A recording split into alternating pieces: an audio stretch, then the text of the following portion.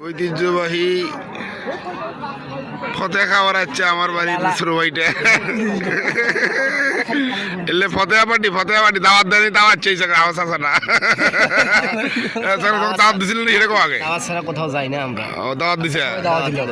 আচ্ছা ঠিক আছে তোমাকে না দাওয়াত দিছে আমাকে দেয়নি কিন্তু এই জায়গায় দেখো ঐতিহ্যবাহী খাবার এলে সব জাতীয় পার্টি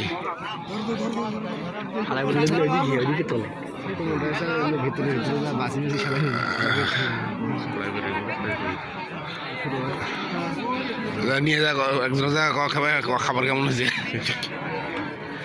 আমাদের এলাকার আটার ডাল খাওয়ার জন্য দাওয়াত ছাড়া আমার ছোট ভাইরা পাচ্ছি দাওয়াত পার্টি আমরা দাওয়াত ছাড়া আসি না, ঠিক আছে। সকালবেলা সরি কালকে সন্ধ্যেবেলা দাওয়াত দিয়েছে, তারপরে আমরা ও সন্ধ্যার দাওয়াতের পার্টি এগুলা নামাজ পড় দাওয়াত দিছে। নামাজ পড় দাওয়াত দিছে তো এই জন্য